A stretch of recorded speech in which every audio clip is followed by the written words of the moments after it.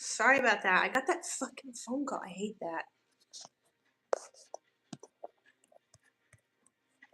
Okay, hopefully that works. Hopefully that helps. Hopefully it helps because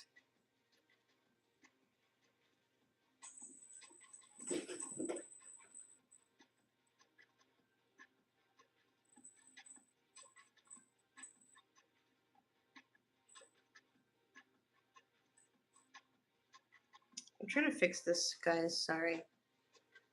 Might have to skip a little. I don't know why that's not working. Let's see. Does this work? Okay, no, that's good. That's good. All right, it works. It does work. Okay. I hate that. Okay. As I was saying, hopefully everybody's back now. Whenever the phone has like a notification, and despite if I take it off, it interrupts the stream completely. So sorry about that. It even removes our audio. I hate that. I hope they fix that. Okay, so what else are we talking about? Yes, the fundamentals, foundation. Yes, foundation. So that's why I'm really appreciating my Pilates that we've been doing. It makes me feel like a beginner again, and I can appreciate it, and I feel very strong in that. And it does very much so translate to our yoga, because a lot of those poses need to be held for long durations of time. I love it, love it. And since a lot of it too, the balance stems from our core, okay? Stability stems from our core. So a lot of our Pilates, and if not all of it, is all core, all breath work. And when we say core, I don't just mean the abs. I mean the obliques on the side of the abdomen. We're talking about the low back. We're talking about the hip flexors, okay? Anything that's going to make your legs move, okay? Those hip flexors go from your knees all the way down up the front of your quad, down to the base of your spine, wrap around your spine at the base of it, okay? And then as well as the quadrilateral lumborum. So anything against the spine. So we have our spine, okay, all the way down. And then against that, we have a little tiny fascia muscle, okay, deep muscles down there that line the spine, perfect, all the way up to the neck, okay, all the way down to the base of the spine where it attaches to your pelvis, your hips. Those will provide support and posture and the ability to protect you when encountering possible injury, potential injury. Tweaks in the back will be, avoided or evaded, or even protected against. So, it helps make sure that all those ligaments and joints that are in there, they don't shift, come out and get bulges and stuff like that. It really does depend if you have strong QLs, So it all works hand in hand. And my dad would always tell me, if you're going to train the front, you got to train the back, okay? Because that, and no, he was no fitness man, but he was appreciative of anatomy, that's part of the reason why I liked it. But it was also because he was an artist. So whenever you are drawing, painting, you need to have some sort of reference point of how things and mechanics work in the body, So that transitioned to me having appreciation for nutrition and health, and that's really where it stemmed from. It's from art, ironically enough. But knowing that maybe I might have weakness in my low back, it could be a signifier for a lot of people. Usually they're overweight. Maybe they have, weakness in their core. When they bend over, they don't engage their legs. They don't engage their core at all. They may just teeter at the hip, prone to lack of stability. You know what I mean? The body's just going to move however it feels like it can.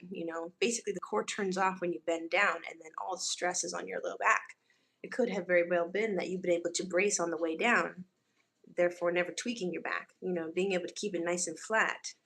And even if it was curved, to have strong enough QLs to withstand load being added if you were to carry or hold something while you're in a bent position over, not straight up and down, but really it could be a deep core issue. The QLs are not strong enough to support the spine, therefore you get injured. And that's just one example, a small one. And that's why I love Pilates. So when I go and when I wake up, I can get up out of bed easier. I can lift my legs up out of my car easier. I can walk stairs better. I can withstand being in a squat. I can hover over a public toilet and not feel so bad. And my legs don't feel like they're shaking.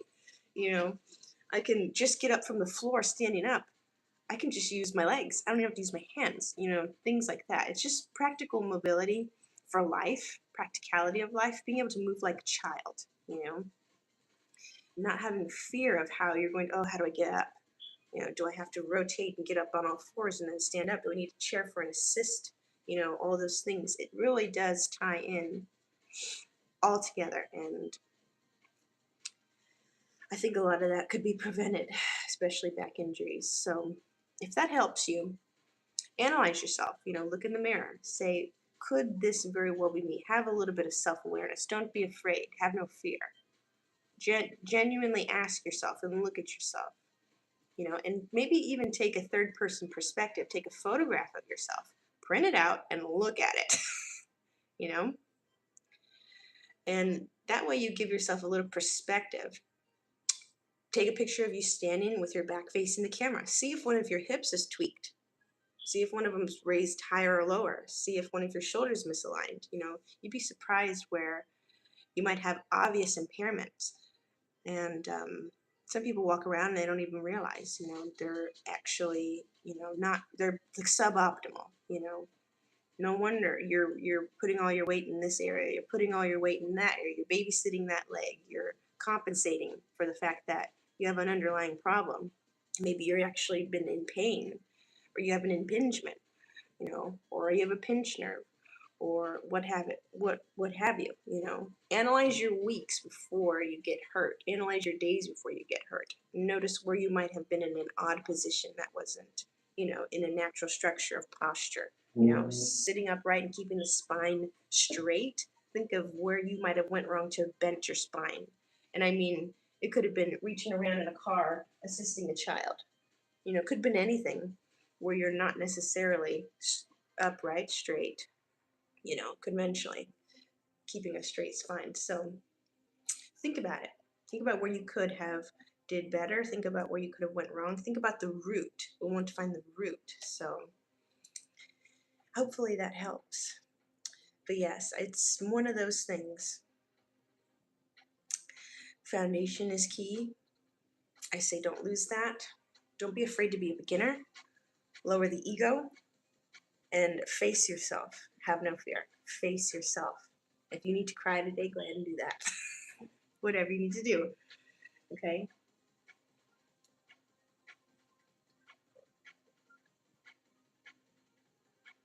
And I think we chit-chatted for how long?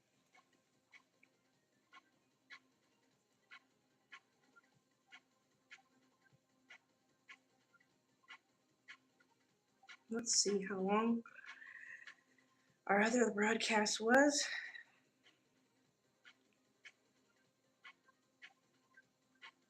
Doesn't tell me.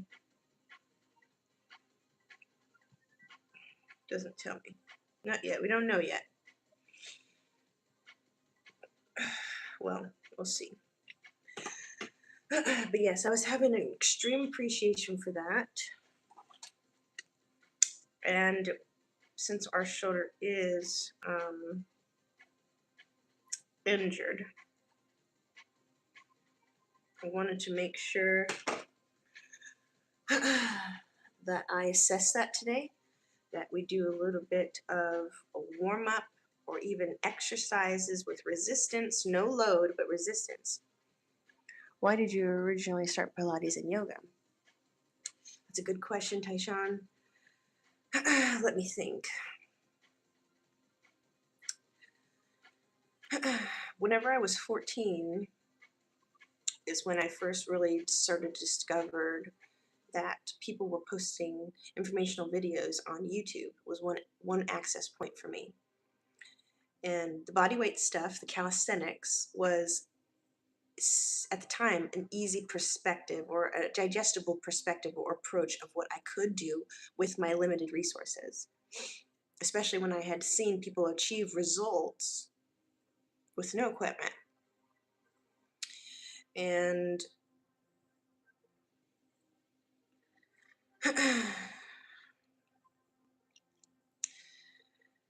eventually, you know, as you progress, you might want a little bit more of a challenge, and Pilates will do that for you. And it's refreshing because it's new, and that gives you a little bit of inspiration, maybe even motivation, because it's new. Just perspective-wise, it feels more possible. Or as you develop that sort of urge to go to the gym, eventually it changes your perspective to where you want to challenge and you want to go further. And I should probably eliminate the word challenge, but at first you just have that sort of sense of, oh, wow, this is making me feel better today because I showed up to work out. I feel better about myself because I know I accomplished something for my long-term goal. I'm putting money in the bank, so to speak. Pilates, I feel like, is one step up from those basic workouts you do at home, because you get a real sense of how to engage your core and how much you really can and how much you probably don't in practical life. So it almost eliminates what I thought was a foundation for me by just doing crunches, planks, sit-ups, squats in my bedroom as a kid. I'm like, wow, I could be doing all of these things better, for longer, with more intensity. I don't even know how to work my core. I don't even know how, I wasn't even engaging my core. That's basically why. You get a perspective of how to really engage your core, how to do it truly, how to really do it. And when I found out that foundation for the core is key for Olympic movements, compound movements, okay? Movements where you're using not just one muscle group. So something compounded like a squat, deadlift, or chest press. A lot of your power is going to derive from the core. And I watched that increase my overall weight for what I'm pushing, lifting, pressing, my stability in the actual flexion, contraction of the movement, feeling strong in a stretched position because of that, because now I'm able to be in a even deeper deficit with my squat, deeper deficit with my with my deadlift, and have a stronger push with my chest press because of that, after reverting back and challenging my core and gaining more strength there naturally. It's just kind of one of those things where it's like, okay, well, I'll never go against my core. I'll never go against I will never skip an ab day, basically, core day. I won't. So that's what was really interesting to me. After going years going to the gym and really neglecting my core. So that's kind of why I knew it was foundation for all movements. Not just what you do in the gym, but practical life. And I think that's also determination of how old you are and how you feel. Because it's how well can you move. Not just how you look, but how well can you feel, and how limber are you? How often do you get injured? What is your lifestyle like? Are you mostly laid up? Are you mostly in pain? You're at that point, you're just going with the motions. You don't care. you know, really. So I would never want to be foolish in that way or neglectful of what I could do better. And since I have taken a step back from the gym to really focus on my foundations, being a beginner, focusing on my core, body weight stuff, it gives me more of not just inspiration, but a feeling of capability. And that pushes me forward to make me feel like I can still be disciplined. So outside of motivation and inspiration, because I know I'm capable, it shows me up, it makes me show up to be disciplined. It translates to that for me. I can only speak for myself. So, and to say in short, it's very palatable. The exercises are very palatable, and I think they're easy to regress in ability and level, activity level, you know. So, however old you are, however experienced you are, they're palatable exercises. For the yoga, I was interested in that first. And it just seemed challenging and cool. Nothing really to it at first. And then I realized that I would always, at first, would go to the gym and strength train. After the calisthenics I would practice in my room, I'd go strength training. And one of the things I learned by the time I was about 16 or 15 years old, that it's best for me to train in a strength position, a lengthening position, when training the muscles. So, which means having full range of motion, time under tension, and doing a weight that's going to progressively overload the muscle, not ego lifting, you know. So, with that being said, I always focused on a stretch when I was actually training my muscles. So, it started to become interesting in a different way for me, knowing that if I get a deeper range of motion with a stretch, then I'll be able to have an even better flexion, to have a better contraction, and overall muscle development. So, being more flexible helps you get a better range of motion in the gym. Necessary if you want to lift more, necessary if you want to get a very good workout, an effective workout, especially if you're limited on time during the week. And it would be a waste of time not to train in a stretched position, or to practice a style of lengthening the muscles with load. The more you can stretch the muscle and put a weight in your hand and train it, it doesn't just make the muscle tall and big and wide, but long. My muscle goes all the way down to the joint. Think of that. Think of it like a oval. It attaches here, it attaches here. It gets very large in the center. But all of that's your muscle. So for aesthetics and for true strength, you want to make sure you train the whole entirety, all the way across. You only get to that point once it's fully extended, stretched. This is my limitation because I have a joint here.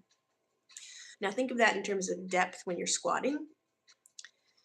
You're going past 90 degrees anytime you're doing that, while keeping good form flat back if you're squatting. Same thing with a deadlift. So anytime you can get a full stretch while holding a tolerable load, but challenging by the time you get to the end of your set, or complete the full exercise with all the sets and reps, it's going to be optimal for you. Optimal. I wouldn't skip that. I definitely wouldn't skip that. You'd be surprised how much you can burn out with a least amount of weight at that point, and truly progress, increment over time. One more pound, one more pound, one more pound I'll use. You know, you'd be surprised where you're the strongest. How much you can truly lift. Not me going to the gym after missing 3 months and being like, I'm gonna lift 15 pounds. I'm 120 pounds. I'm gonna lift 15-pound weights for my bicep curl. and just throw it up. Throw it. Get an injury. Have it be from the ground up. You want to measure it. You literally want to measure it. Measure the amount that you have in your hands every single time when you go, and fully get a full extension with the weight in your hand. Has to be tolerable enough to be able to make a full contraction, bring it all the way back, or down, or up, or pushed. So it translates to my compound movements. I always say that. Now I just appreciate yoga because I get a great stretch and I'm able to get more depth with my workouts, with my weight training.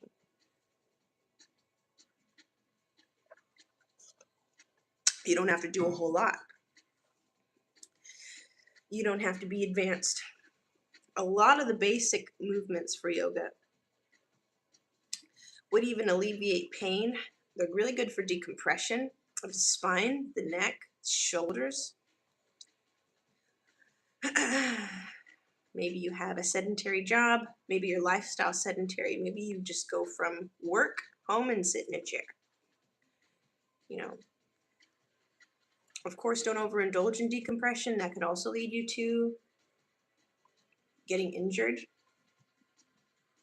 You need to strengthen it if you're in pain. Never forget that. You need load. You need resistance. Once you're out of pain, you develop, you then add load. So it can alleviate pain, which is also really nice. So hopefully that answers your question.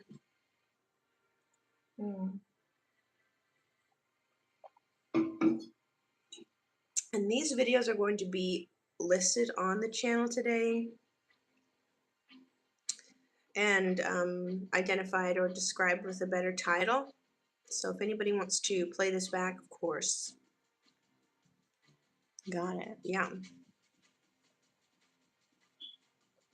It is a little intimidating for most men. So I'm impressed that you asked that, Taishan, because most of the time people feminize workouts that don't use any weights. So it deters a lot of people who are not comfortable with themselves to try and explore things that are foundational. So I'm impressed by you. And if anybody else feels the same way, I'm impressed by you as well. It'll translate to the rest of your life. If you're consistent enough, if you commit to it, only. So, granted, you could do yoga one day and have temporary relief, of course. But try to find the root. Don't waste your money on doctors. Don't waste your money on fads, fad diets, yo-yo dieting, quick fixes, shortcuts. There's no such thing. To get out of pain and to gain muscle, to lose weight, there's no shortcut.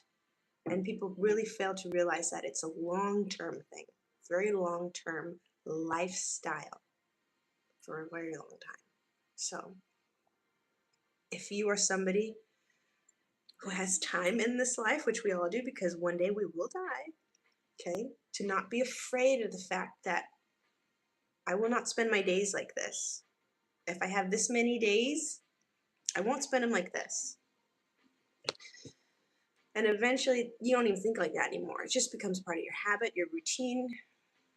It becomes a necessity. The brain starts to depend on it. And at that point, it becomes almost in your daily life, you'll find that if you don't go after, say, just regular going to the gym, eating well, even, and that means avoiding fast food and avoiding a lot of processed or having minimal processed foods, of course, and restaurant food. So you see that it affects your mind. It encourages depression. It encourages people to overeat. It encourages people to maybe even have a defeated mindset or irritability, anger, agitation. Once you sort of take on this lifestyle, Neurons fire whenever we have a workout take place. Okay?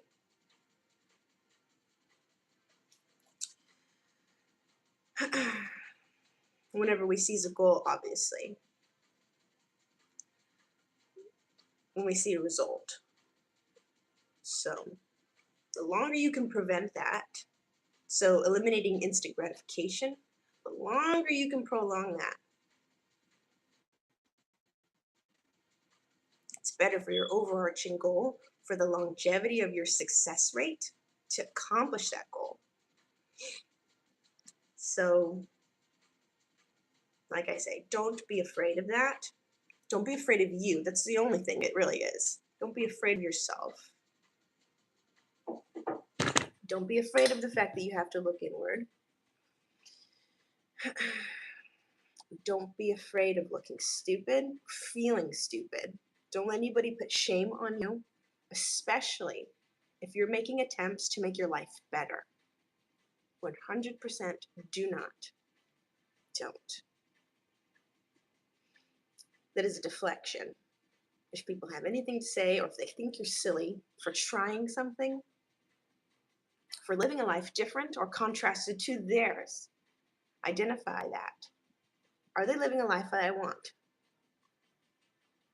And genuinely ask yourself. If it's a no, it shouldn't bother you. You say, all right, man, you do your way. You know what works best for you. Don't let it bother you. It can be discouraging sometimes for people, especially when people have good intention to tell you something. They don't want you to look dumb. I would sacrifice looking stupid for the short term if I knew my result is to come. So I quite literally, I'm so glad I stopped caring about that. And I think I stopped caring about that when I was 22. I live a very different life altogether, as an example. That is some great advice. Well, hopefully people understand what I'm trying to say and what I am saying. I just know it worked for me. And it may not even work for everybody. It may not even be good advice for every single person. Who knows if somebody has a disability right now that's hearing this? Who knows if somebody has an inability based on their body? Who's on SSRIs? Who's depressed? Who has financial burdens that are over their head and they don't have time to care about themselves? Maybe they have children. Maybe they have,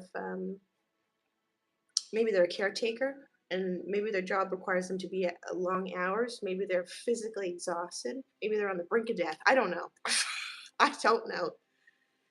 So it sounds nice, but it's only if it's applicable to you. You have to accept that. If this is not the approach, then meditate, think about it. And I mean sit on it, not meditate, but sit on it, sure, whatever. And think, is this really going to work? Could this really work for me? Do I fit the mold that this is possible? Am I making excuses? Truly, I'm making an excuse. And if time is one of them, I'll reassure you that is an excuse. It's an excuse. You make time for the things you want in your life. You can make time to get high. You can make time to make art. You can make time to cook. You can make time to fuck around. You can make time on the weekend to party. You can make time to go through a drive-through. You can make time to make a list of things you need to get at Walmart, but you don't go into Walmart. You just wait in the car and wait for somebody to bring your groceries to you. You have time. You have time. But do you want it? Do you feel like you can?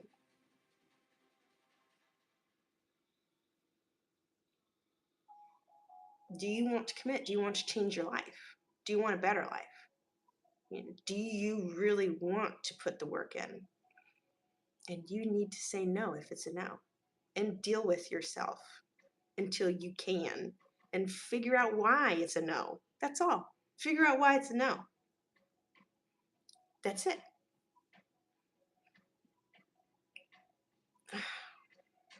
How come I can't be like everybody else? What is it? What does my mind really keep going to? Ugh, I don't want to go out there today. Why don't I want to go out there today? I don't want to ask for help. Why don't you want to ask for help? I can't afford that. Why can't you afford it? Do you spend your money on X, Y, and Z? Are they not somebody that's going to understand your situation? Is the reason you don't want to go out there because it's procrastination? Is it because you don't feel confident? Do you feel too much shame to leave your home? Do you have terrible social skills? I don't know. Ask yourself the why and be with yourself in your head. You don't have to share it with anybody, you know? Time to think about it. Take time to decipher and ask yourself those questions. You'll never know yourself if you're not sitting with yourself and burying the hard truths to have a conversation with yourself. And if that's the case and you never do, then really we can eliminate all that crap and then say, I'm just afraid of me. I'm afraid that something's wrong with me. I'm afraid that this tiny little woman on my YouTube is right. I'm afraid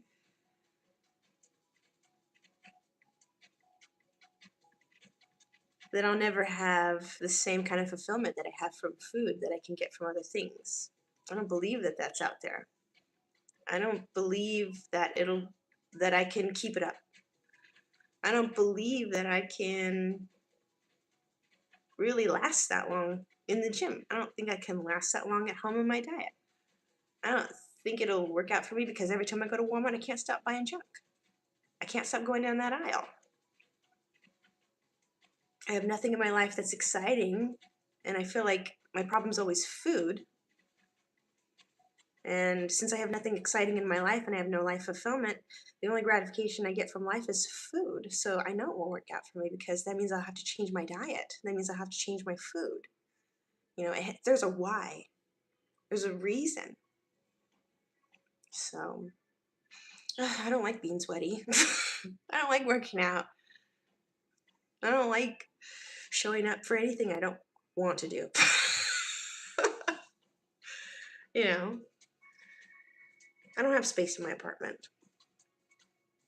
I don't know where to put my equipment at after I buy it.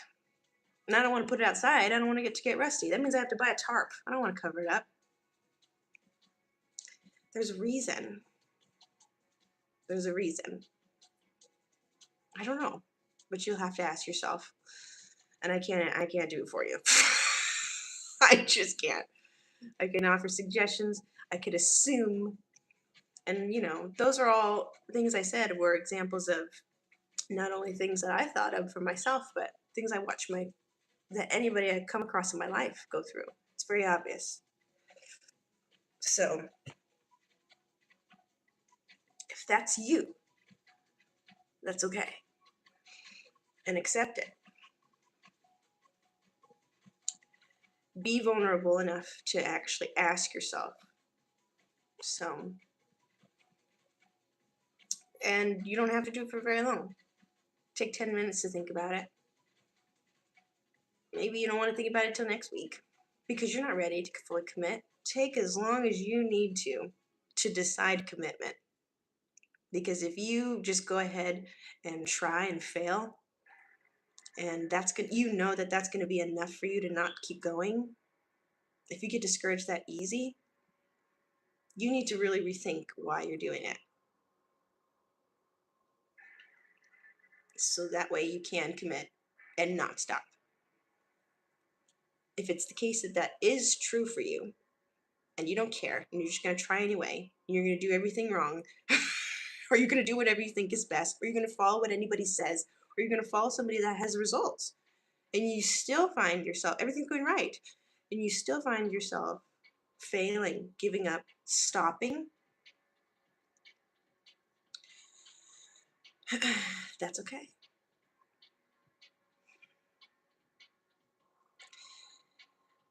What's not okay is that you stay there, and what's not okay is that you truly just never try again, and that you just accept your reality and disrupt your belief system and never, never, ever, ever have enough shame to change and have too much pride, too much of an ego to think that everything's just fine. And only you can really decide that. Maybe your doctor can. Maybe your doctor can advise you. Maybe people can judge you. But that commitment should be for yourself. So that way you can stay committed. And that way you don't revert back. That way the result won't be obtained and then let go just because you were doing it for somebody else. Oh, I got here. And they didn't give you the result that you wanted. They didn't give you the affirmation or the acknowledgement that you were looking for. You were doing it for somebody else. Do it for you. Do it for you. Don't do it for anybody else but yourself. That could be anything in life, though. It's very important. Don't stay there. Be kind to yourself and acknowledge it. If you fall on your ass the first time, say, I feel like giving up. I guess I wasn't ready yet. I wasn't ready yet. I need to understand what discipline is. I need to know what motivates me. I need to know why I want a goal. I need to know what my life will be like, or think about what my potential of life could be like if I achieve this goal. I need to think of how I'm going to get the goal. I need to think of what I need to sacrifice to get the goal. Sacrifices could be anything. I need to think of what really puts me in a place of defeat. Is it the people I'm around? Is it myself? Is it my lifestyle? Is it my knowledge that's limited? Am I just not doing it right? So think of your why. Think of what really is the problem.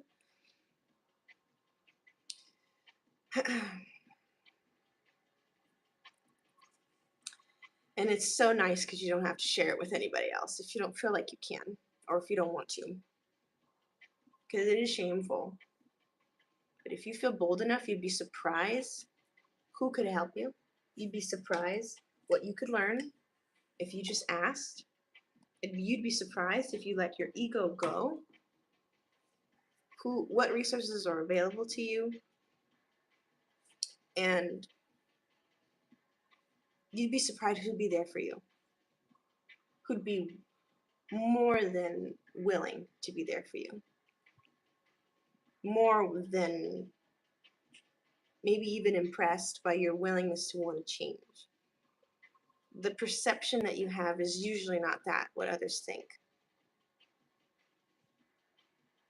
So, like today, I felt the same way in terms of my injury. I've been assiduously doing, upkeep on nutrition, learning, participating in workouts, participating in eating well, educating myself on how to cook, educating myself on technique, whatever it is, and having some sort of reward system. And, think of how I'm speaking now. Think of the facts that you could look up within this video that are true, Think of the knowledge that's in here, that I'm saying. It took time. It took a lot of time. It didn't happen overnight. I'm 27 now. I had an interest when I was 14. It's a lot of repetitions, and that's all that is. It's just repetition. Failure. What am I doing wrong? Oh, okay. Let me pivot. That's it. Repetition and failure is how we got here. Okay? So don't be comparative at all. Eliminate that, please. You know,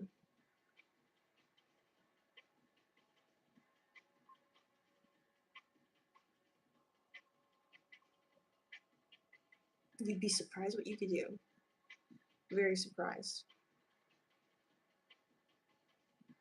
You'd be surprised that maybe your willingness to want to make a change could affect your family, could affect your life and who comes into your life, any of those things.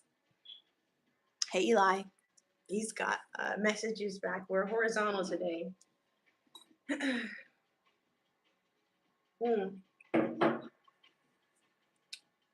Whatever it may be. So, and of course, it is embarrassing, and it is also intimidating and a blow to the ego.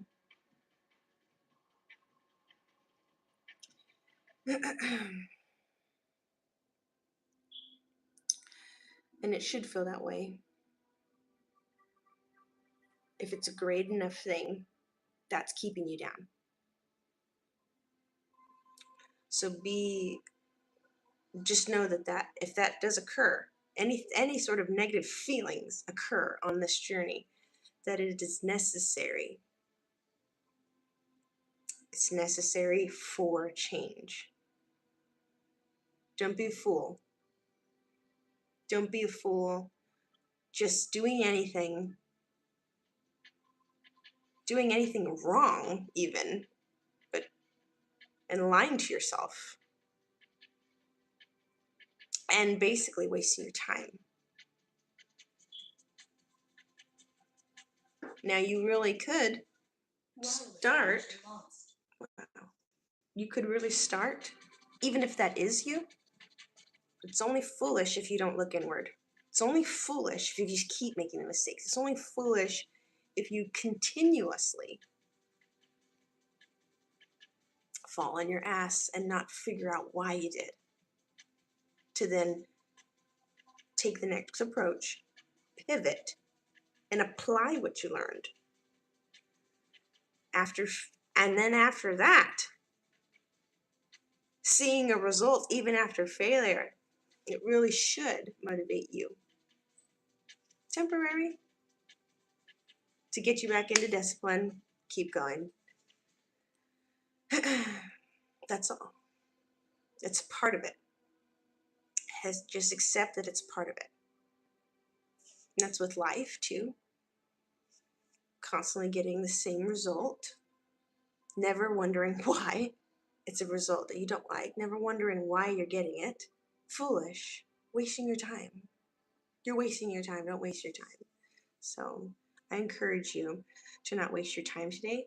Maybe today's not the day you can start. Maybe all your bills are paid and you're going to enjoy the inside of your home. You can't go anywhere. You can't afford anything new. You can't afford things that might require your change. Healthy food. You're smart, I'm sure. Hopefully, you'll do a budget. You'll start with the food. You'll start somewhere. You know, incrementally. Maybe it's just the beginning of your day, and maybe the rest of your day would have been perfect for achieving a caloric deficit. Maybe you just start your day with too much of high-calorie foods. Maybe you end the day with too many high-calorie foods. Maybe you have too much of a wanting to snack. Maybe you like protein in your diet. Maybe you like fiber. You want a snack. Maybe you don't have enough water in your diet, so then you want a snack. You have dehydration occur. You crave sugar, salt. You'll be able to find your why so long as you face it.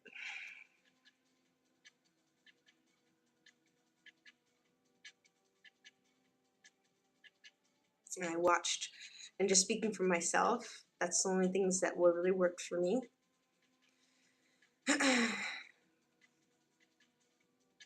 And I watched my family be the very much the opposite of that. And my friends, you know, and I just, at that point, wanted to make sure that I did everything I could to be better than at least that. And it starts there. And maybe you have no frame of reference to anybody around you. Maybe your environment is not the problem at all. Maybe it's just what you are doing and what you like to do and how you like to spend your time. So then at that point, I'll just accept that not anything that I'm surrounded by is just me. And that sometimes is the hardest. It's the hardest to accept sometimes for a lot of people because they don't want anything to be wrong with them. They don't want to feel inadequate. They want to feel like they fit. And if their self has to look at themselves and say, you don't fit. I don't even want to hold your hand, asking yourself, am I equipped to be a person in society? Am I equipped to be a partner? Am I equipped to be a parent? Am I equipped to be anything in this life? Am I equipped to show up for myself? And if it's a no, that means people's realities will be shaken. Their delusion will be broke. It cripples people's perception of what they think is okay. And that's frightening because that means their life is a lie. And that means they won't be comfortable anymore. And that means they won't be able to indulge how they want to. They won't be able to live it up just how they want to. They think they're living and they're not. They're staying in a very contained frame of mind, which contains their life until they pass away, until they die. And they are the same people that might just lay in their bed, on their deathbed, and think to themselves, oh, I could have did more. And I could have why didn't I just do it? The belief finally happens at that point. The self-belief system finally kicks in. And that's just unfortunate. Life's not about that. For them, their life would have been making sure they looked good, making sure nobody could tell them what to do. No one's going to tell me what to do anymore. I got it on my own. I don't need help. Walking around being a fool. Their value could have been, I'd much rather do it on my own than to have anybody make me feel like I'm less than on their own terms. And they just lack knowledge and they go down a destructive path with anything. Could have been food, could have been anything. But all because they had too much pride and too much ego to just accept the fact that they were too stubborn, that looking cool was more important to them. Trying so hard to make sure it didn't look like anything was wrong with them, which transpired to their private life. And because they acted that in their private time, they said, I'm just going to believe what I can create for the perception of other people. I'm just going to adopt it without really asking themselves. That happens subconsciously, of course, I'm going to compete with these people even though I have no budget to be doing that. I don't have no budget to be going to this fancy place. I have no budget to be overspending here. I have no budget to be doing this. That could have been your weight loss fund. That could have been your school fund. That could have been your hobby fund. Maybe you just lack fulfillment. It has nothing to do with, maybe you're in great shape. Maybe you have everything you wanted and you still feel dismal because there's nothing in your life that you want to do. Nothing that you feel like you can do. Nothing you feel like you have purpose for doing. You don't feel like your life matters. You can't control anything. Maybe. So, like I say, it's the nicest thing that we can ask ourselves about. Because maybe if the pride was to share that, or if the ego would be broken by sharing that, you have a nice safe space to ask yourself. Should be easier. You always have such great advice. This is just, like I said, it only worked for me. Who knows, who knows? I'm just saying that this is what worked for me, and this is what I observed from the people I've grown up with, the people I've encountered over years. And having that self-awareness as a child, very young, watching other people interact, taking that as information, and that's it. Reps. That's all that is. Repetition. And I'm no different than anybody else. It's just what worked for me. It may not even work for everybody. Like I said, what if you are literally on an oxygen tank and you can't go anywhere? Just depends on the life. What works for you could also work for others. Could. It could. If they're could,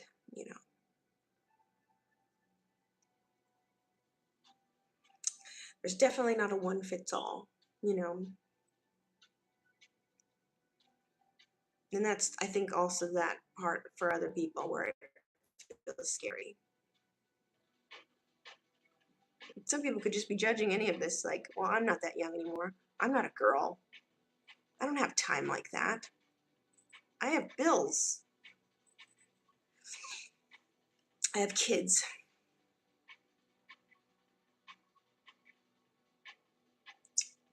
I don't have any more time. I'm getting older. I can't leave my house. I don't have a car. It could be anything that people put in front of their means to accept what anybody has to say to them. It only makes sense to them. Anybody's excuse makes sense to them.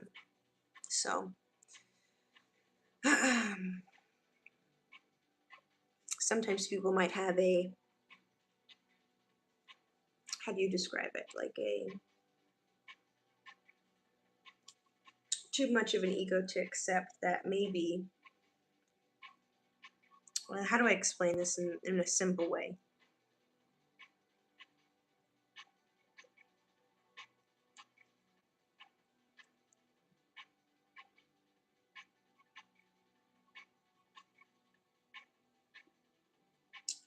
Trying to think here. Mm.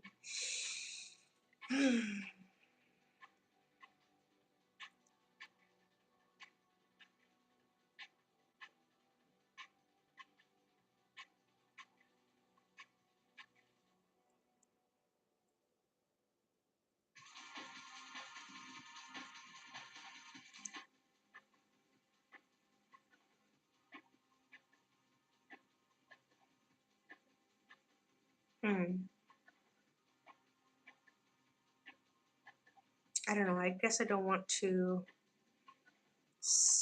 like over explain to where I lose my point. So I guess I'm trying to just think of how I can make it maybe short and sweet.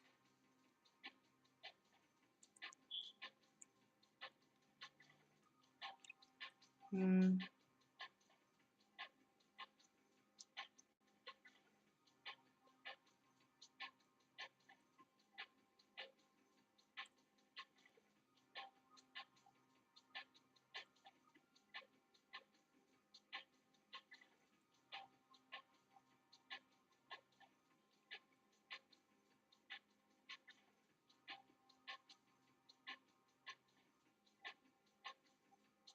Mm.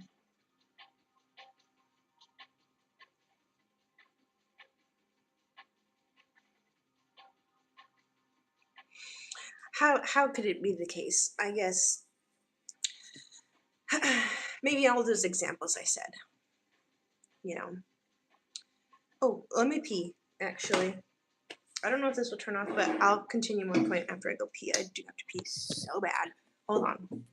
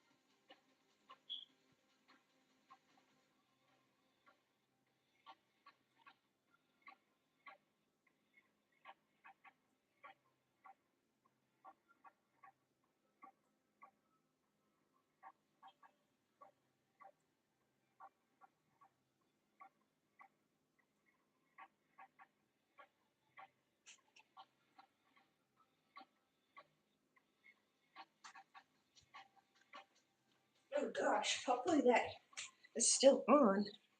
Sorry, they're gonna have to skip. You're gonna have to skip forward. I should have said that before I left. Okay. Let me try to change my song.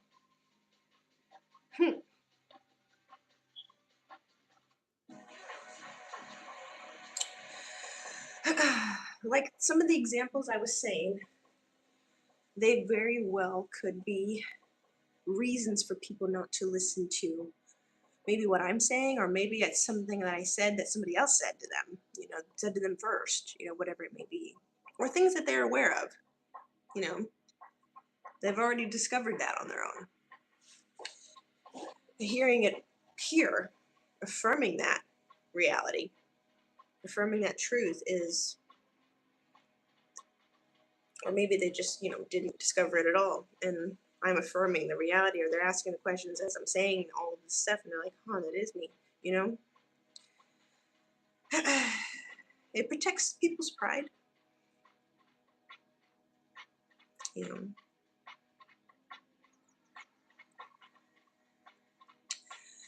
Maybe I just don't look like somebody that people can see as authority, you know.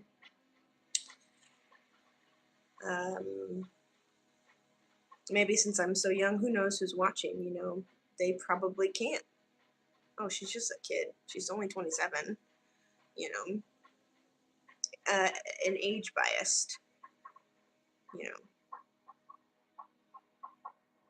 ageist, or however you say that, you know. They might need control in conversations. It depends who they're receiving it from, that the advice, or, you know, what's being said. I don't know.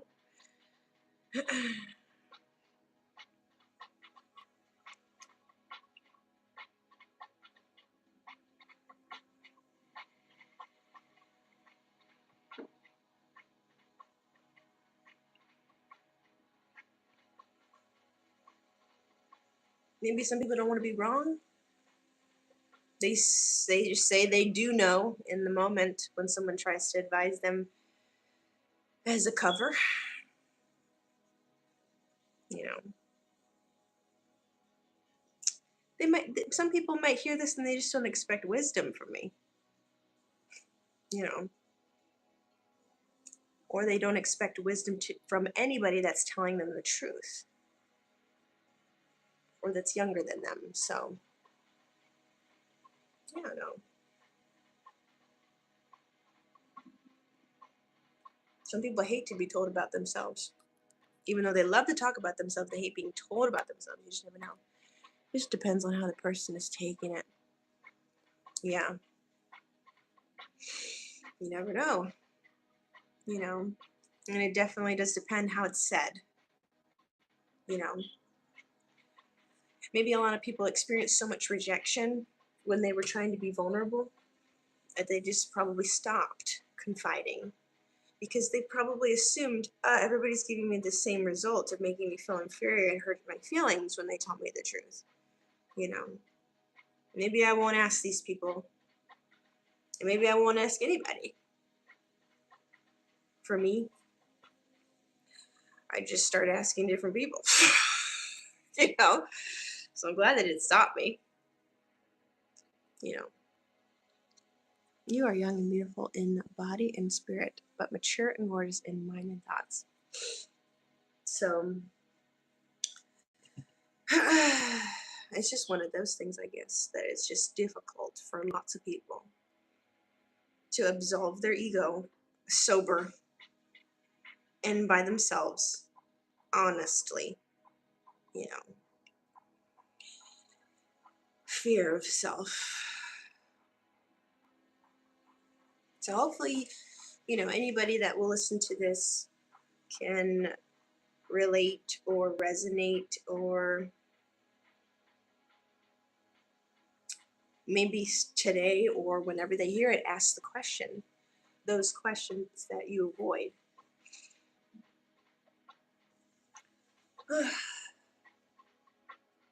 I'm tired now. Well, I have to go stream somewhere else. I'll see you guys later. I hope you have a good day. We're going to post this video along with the other one that broke up earlier. So once they upload, we'll retitle them, and then you guys should be able to listen to them again. So I hope you have a great day. And remember, this day is in your hands. From what you can sit back and realize what you can control, even if it's minute.